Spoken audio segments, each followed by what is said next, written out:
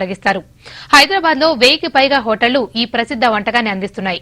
ఇఫ్తార్ విందులోనైతే ఇదే హైలైట్.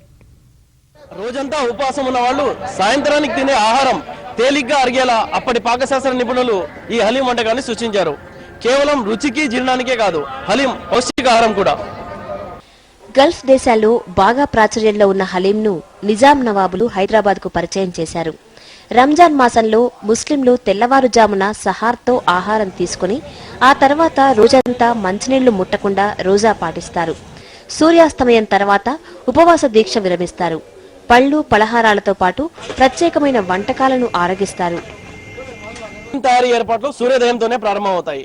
గోధుమ మాంసంతో పాటు పలు పప్పు ధాన్యాల్ని మసాలా దినుసులతో కలిపి బాగా ఉడికించి గుమగుమలాడే హలీంను ఇఫ్తార్ విందుకు సిద్ధం చేస్తారు.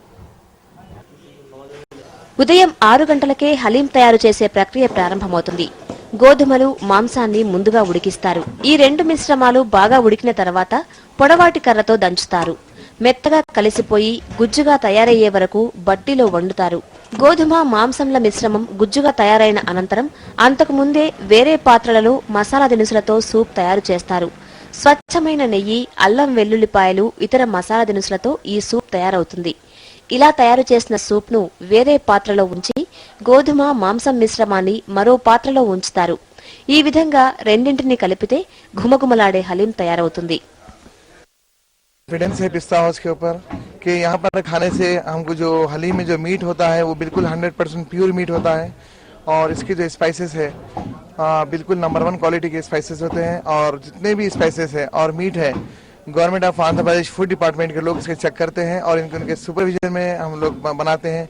जितने भी स्पाइसेस आते हैं उसका पूरा सैंपल्स हम लोग उनके पास सैंपल्स के चेक करते हैं.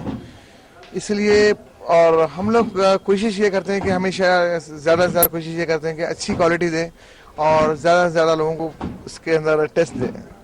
హైదరాబాద్ హలీం అన్ని రకాల ప్రజలకు వివిధ ధరల్లో లభిస్తోంది.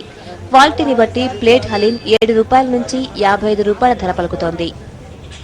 రంజాన్ వంటకాల్లో హలీందే ప్రత్యేక ఆకర్షణ. ఒకప్పుడు నవాబ్ల దర్బార్కే పరిమితమైన హలీం ఇప్పుడు ప్రతి హోటల్లోనూ లభిస్తుంది. విచిత్రం ఏమిటంటే ముస్లింల కంటే ఎక్కువ హిందువులు హలీంను ఆస్వాదిస్తున్నారు. కెమెరామెన్ జి సీనుతో ఫజల్, టీవీ 9 హైదరాబాద్.